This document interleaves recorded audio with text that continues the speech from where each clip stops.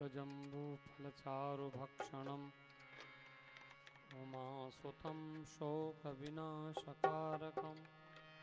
नमामि विघ्नेश्वरपादपङ्कजम्।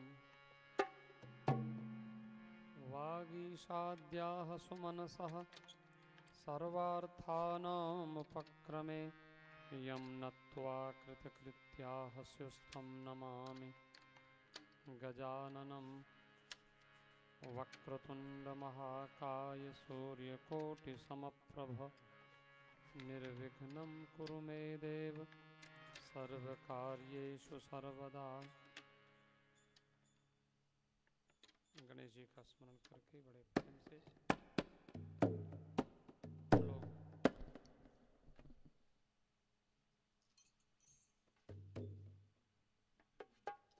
लोग माता जी के मंदिर में सभी लोगों का स्वागत। और आजकल बड़ा ही पवित्र मास श्रावण मास चल रहा है और श्रावण मास में भी शुक्ल पक्ष। और आज अभी रूपा बहन जी बहुत सुंदर भगवान श्री कृष्ण का स्मरण कर रही थी। मुझे याद आया कि आज वृंदावन का बहुत अच्छा उत्सव है, सावन की हरियाली तीज आज, और हमारे मुसलमान भाइयों का रमजान भी है। और सावन में विशेष करके काशी में भी और वृंदावन में भी बहुत सुंदर उत्सव होते हैं। तो आज हरियाली तीज श्रावण की, और श्रावण के महीने में अनेक उत्सव होते हैं।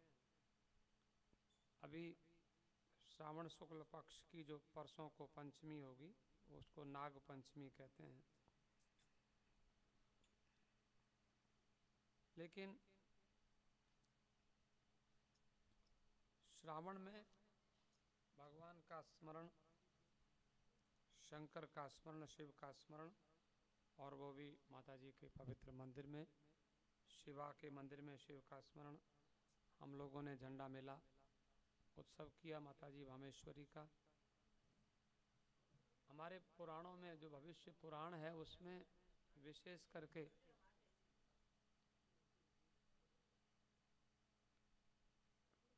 शास्त्रों की जो परंपरा है, मर्यादा है कि हमें पूजा कैसे करनी चाहिए, तो युगों के प्रत्येक युग के अनुसार भगवान की उपासना की जाती है। देश काल आदि का विचार करके तब पूजा करनी चाहिए।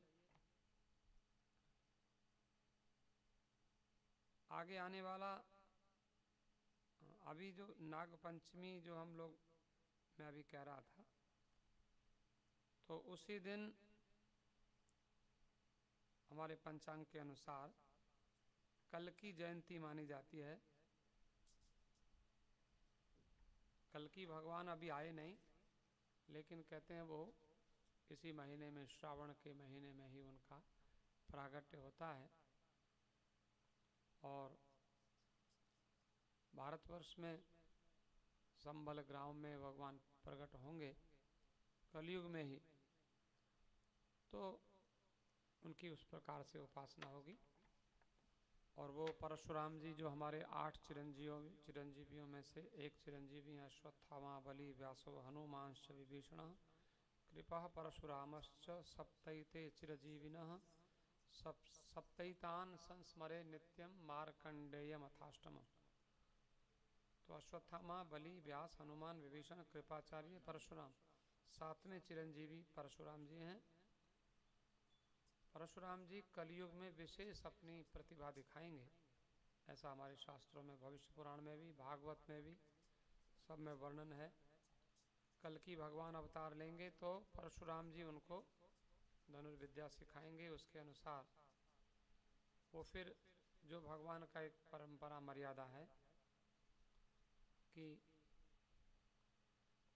परित्राणाय साधूनां विनाशाय दुष्कृतां धर्म संस्थापनार्थाय संभवामि युगे युगे, ये है। तो भविष्य पुराण में ऐसा भी वर्णन है, कलौ चंडी विनायकौ, कलयुग में 2 देवताओं की विशेष महिमा है। आपके कोई भी इष्ट होते हैं किसी का कृष्ण इष्ट है तो किसी के शिव इष्ट हैं, किसी के राम इष्ट हैं। इसका अर्थ ये नहीं होता कि हम किसी अन्य देवता को प्रणाम भी नहीं करें। आपके कोई भी इष्ट हों लेकिन दूसरे देवता को प्रणाम किया जाता है। इसमें तुलसीदास जी बड़े भारी प्रमाण हैं। तुलसीदास जी के इष्ट भगवान श्री राम हैं, लेकिन रामायण पढ़ो तो उन्होंने सबकी वंदना की है। भवानी शंकरो वंदे, वहाँ शंकर भगवान की वंदना से प्रारंभ किया। और गणेश जी की वंदना भी की, लेकिन मांगत तुलसीदास कर जोरे, बसो राम सिय मानस मोरे। किसी भी देवता से ये प्रार्थना की जा सकती है। देवताओं को आपस में कोई विरोध नहीं होता। गणेश जी से तुलसीदास जी कहते हैं, मेरी भक्ति भगवान श्री रामचंद्र में और सीता जी में आप दृढ़ कर दो, ये हम आपसे मांगते हैं। मांगत तुलसीदास कर जोरे, बसहीं राम सिय मानस मोरे। हमारे हृदय में राम जी और सीता जी का अखंड निवास हो। तो कलऊ चंडी विनायक, कलयुग में गणेश जी की पूजा विशेष करके फलप्रद होती है। गणेश जी की पूजा करो। बड़े हमने देखा महाराष्ट्र आदि में गणेश जी की, गणपति बप्पा ऐसा करके वो लोग बड़ी पूजा करते हैं, विशेष बड़े सावधान होकर। और माता जी की पूजा,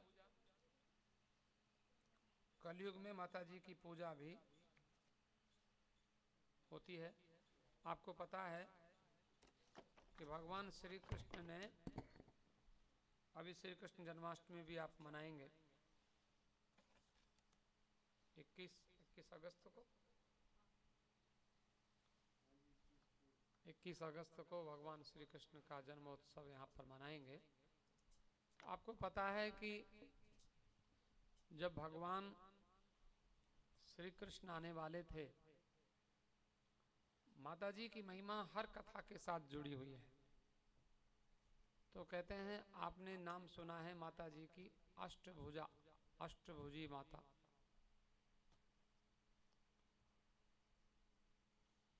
मैं काशी में रहता था, तो काशी से और आप जब पूर्व की ओर जाएं, काशी से पश्चिम की ओर जाएंगे, क्योंकि प्रयाग से काशी पूर्व में है, इलाहाबाद प्रयाग। और प्रयाग और काशी के बीच में एक स्थान है जो माता जी का बहुत प्रसिद्ध मंदिर है, पौराणिक, बड़ा प्राचीन। और माता जी का नाम है विंध्यवासिनी। विंध्याचल में माता जी निवास करती हैं। उसकी कथा है भागवत में कि भगवान श्री कृष्ण का अवतार हुआ और श्री कृष्ण ने वसुदेव जी और देवकी को अपने माता पिता बनाया। वसुदेव और देवकी बड़े सज्जन पुरुष हैं। हम लोग टीकाओं में जब उनका अर्थ पढ़ते हैं तो कहते हैं वसुदेव क्या है। कई लोग तर्क करने लगते हैं, कृष्ण जन्माष्टमी हम नहीं मनाते, क्यों मनाते हैं? तो कहते हैं, देखो ये कृष्ण जन्म द्वापर युग में, उसमें कौन से युग में हुआ? द्वापर में। लेकिन कलयुग में कृष्ण जन्म नहीं होने वाला। फिर भी कहते हैं वसुदेव का अर्थ वहाँ हमारे महात्माओं ने किया कि शुद्ध अंतःकरण को वसुदेव कहते हैं। आपका हृदय जब अत्यंत शुद्ध हो जाता है तो उसमें भगवान श्री कृष्ण प्रकट होते हैं। उपनिषद में वेद का मंत्र है, कृष्ण की व्याख्या की गई। कृष्ण किसको कहते हैं? कृषिर भूवाचको शब्द अणश्च निर्वृत्तिर्वाचक। कृष्ण भू और निवृत्ति, तो वहाँ कृषि जो है कृष है, और वहाँ न है निर्वृत्ति, संपादन। तो हमारे जीवन में हम लोग जो कुछ भी करते हैं उसमें अपनी जीवन की साधना को सामने रखकर अपना जीवन यापन करना, तो शुद्ध अंतःकरण हो जाएगा तो कृष्ण प्रकट हो जाएंगे। और जब कृष्ण प्रकट हो जाएंगे तो कंस जैसे असुरों का वो संहार कर देंगे। कंस ही नहीं, बाकी भी असुरों का संहार किया। लेकिन आपको पता है कि वसुदेव और देवकी के 6 पुत्र हुए जिनको कंस ने मारा, और 7वें पुत्र के रूप में बलदेव जी आए, बलराम जिनको कहते हैं, कृष्ण के बड़े भाई। तो बलराम जी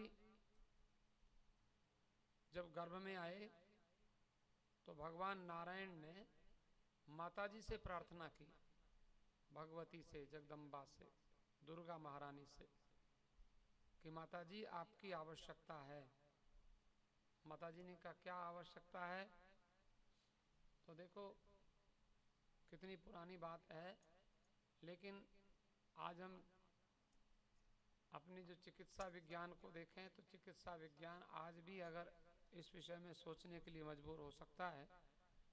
सरोगेट मदर आज बन गई, लेकिन एक माता के पेट में से बालक को निकालकर और दूसरी माता के पेट में रखना कितना कठिन कार्य है। आज भी डॉक्टरों को बहुत कठिन हो जाएगा ये विषय, कर पाएंगे कि नहीं कर पाएंगे। लेकिन देवकी के गर्भ में से बलराम जी को निकालकर और उनके रोहिणी के गर्भ में स्थापित करना, ये किसने किया? आज बड़े बड़े जो चिकित्सक हैं वो भी, माता जी जो हैं हमारी दुर्गा भगवती जगदम्बा, ऐसा लिखा है उन्होंने, माता जी ने ये कार्य किया। नारायण ने माता जी से, भगवती से प्रार्थना की और उनका भगवती का नाम रखा योग माया, और उन योग माया ने इनको, बलराम जी को देवकी के गर्भ से निकाला। बलराम जी कौन है? शेष भगवान के अवतार हैं। रामायण में लक्ष्मण जी जो राम के छोटे भाई बने थे, हमारे महात्मा कथा करते हैं कि लक्ष्मण जी वो कौन है? शेष हैं, शेष भगवान, जिनके ऊपर भगवान शयन करते हैं।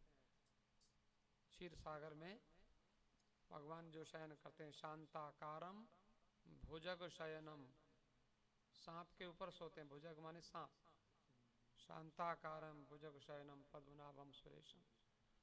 तो माता जी को प्रार्थना की और माता जी ने ये बड़ा भीषण कार्य किया।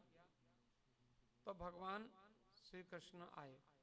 अब उन्होंने ऐसा लिखा है भागवतकार ने, श्रीमद् भागवत में, देवी भागवत में भी ये कथा है कि माताजी आप ये कार्य करो और मैं, भगवान नारायण संसार के जो मालिक हैं, कि मैं तुमको ये वरदान देता हूँ कि कलयुग में तुम्हारी बहुत पूजा हो जाएगी।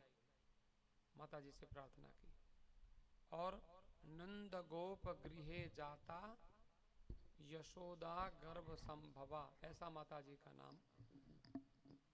यशोदा के गर्भ से पैदा हुई नंद के घर में कन्या के रूप में, और भगवान वासुदेव जी भगवान श्री कृष्ण को उनके घर ले गए थे, तब तो वहाँ से आई वो, और आकर जो कंस ने जिनको मारने की चेष्टा की थी, क्योंकि जैसे ही माता जी आई, भगवती आई, तो देवकी ने उनको अपनी गोद में लिया। तो पहले भगवान कृष्ण आए थे तो जेल के सब दरवाजे खुल गए थे, और जब माता जी आई तो दरवाजे बंद हो गए। और कंस को जब भगवान प्रकट हुए थे तो कंस को नींद आ गई थी, और माता जी जब आई तो उनकी नींद खुल गई, ये कथा है। तब उसने उसको मारने की कोशिश की, तब उसको कहा कि तू मुझे क्या मारेगा, मेरा तुझे मारने वाला तो गोकुल में उत्पन्न हुआ है। ये कथा आपने सुनी है। तब माताजी वो अष्टभुजी के रूप में विंध्याचल में चली गईं, और भगवान ने उनको जो आशीर्वाद दिया कि तुमने एक बहुत बड़ा कार्य किया, उसके लिए तुम्हारी कलयुग में बहुत पूजा होगी, ऐसी कथा है। माताजी का थोड़ा स्मरण करिए। तो कलयुग में आप जिस मंदिर में बैठे हैं, हमने कथा सुनी थी भामेश्वरी मंदिर में। ये भामेश्वरी